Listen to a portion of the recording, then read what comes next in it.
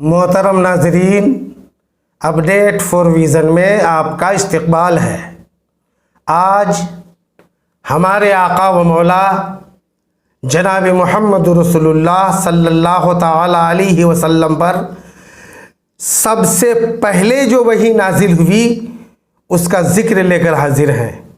تو آئیے بیان شروع کرتے ہیں۔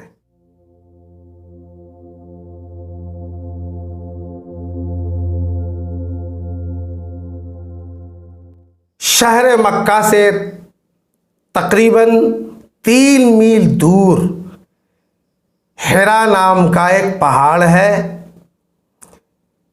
جس پہاڑ کے اوپر ایک غار ہے۔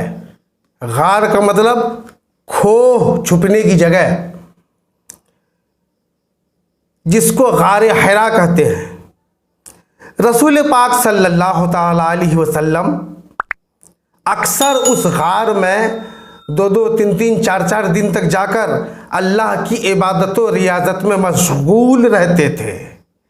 کھانا پانی اپنے ساتھ لے جاتے تھے۔ جب کھانا پانی ختم ہو جاتا تو خود آ کر کبھی لے جاتے تھے اور کبھی حضرت بی بی خدیجہ رضی اللہ تعالی عنہا وہاں پہنچا دیا کرتی تھی۔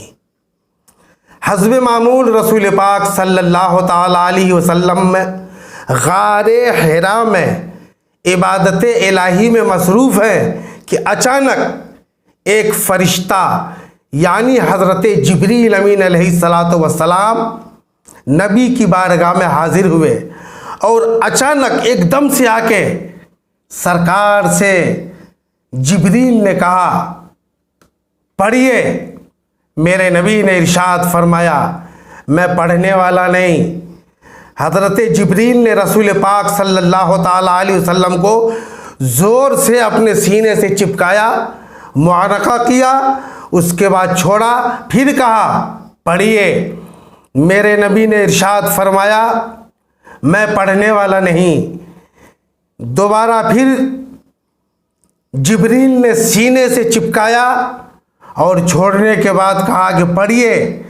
میرے نبی نے وہی جواب دیا کہ میں پڑھنے والا نہیں۔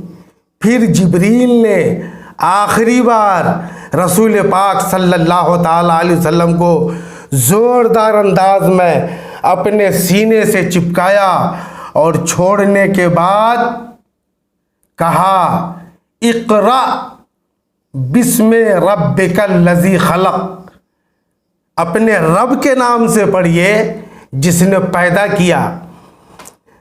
جب رسول پاک صلی اللہ تعالی علیہ وسلم نے اپنے رب کا نام سنا تو سرور عالم نے پڑھنا شروع کر دیا۔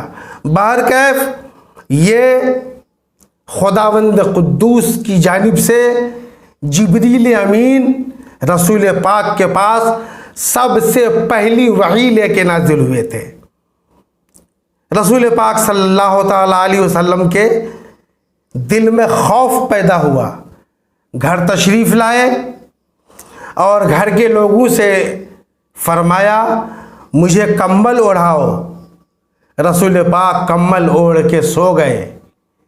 تھوڑی دیر کے بعد جب خوف دور ہوا تو حضرت خدیجہ رضی اللہ تعالی عنہا سے سرکار نے غار میں پیش آنے والے واقعہ کو بیان فرمایا۔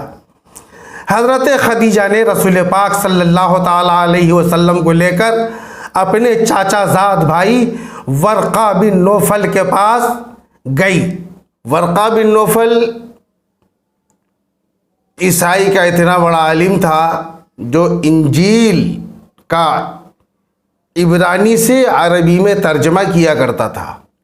رسول پاک صلی اللہ تعالی علیہ وسلم نے ورقہ بن نوفل کو غار میں پیش آنے والے واقعہ کو سنایا تو ورقہ بن نوفل نے کہا کہ یہ تو وہی فرشتہ ہے جو حضرت موسیٰ علیہ السلام کے پاس اللہ کا پیغام لے کر آیا کرتے تھے۔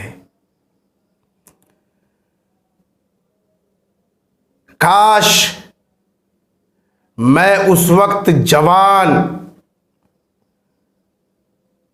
ہوتا جب آپ اعلان نبوت فرماتے۔ پھر رسول پاک صلی اللہ تعالی علیہ وسلم گھر تشریف لائے۔ کچھ دن تک وحی کا سلسلہ بند رہا۔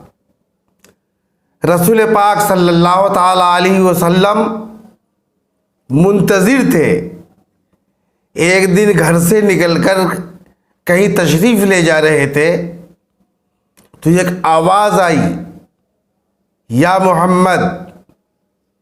سرور عالم صلی اللہ تعالی علیہ وسلم نے آسمان کی طرف دیکھا تو زمین اور آسمان کے بیچ میں حضرت جبریل امین علیہ الصلاۃ والسلام کرسی پر بیٹھے ہوئے تھے۔ سرکار پھر گھر واپس آئے اور دل میں خوف پیدا ہوا۔ گھر والوں سے کہا کہ مجھے کمبل اوڑھاؤ۔ سرکار کمبل اوڑھ کے لیٹے ہوئے ہیں کہ پھر جبریل امین علیہ الصلاۃ والسلام بارگاہ رسالت میں حاضر ہو گئے اور سورہ مدثر کی شروع کی چند آیتیں لے کر نبی کریم صلی اللہ تعالی علیہ وسلم کی بارگاہ میں حاضر ہونے کے بعد وہ آیتیں پڑھ کر سنائی۔ یا ایھا المدثر قم فانذر وربک فطہر وربک فکبر۔ یہ سورہ مدثر کی آیات رسول پاک صلی اللہ تعالی علیہ وسلم نے یاد فرما لیا۔ حضرت جبریل چلے گئے۔ اب ان آیات کے ذریعے پروردگار عالم نے رسول پاک صلی اللہ تعالی علیہ وسلم کو تبلیغ احکام پر، تبلیغ اسلام پر، تبلیغ اسلام کے منصب پر فائز کر دیا۔ پھر رسول پاک صلی اللہ تعالی علیہ وسلم مذہب اسلام کی تبلیغ کے لیے کمر بستہ ہو گئے اور پھر دھیرے دھیرے تبلیغ کا دور شروع ہو گیا۔ اللہ تبارک و تعالی تمام مومنین کو اپنے حبیب کی سنت پہ چلنے کی توفیق عطا فرمائے۔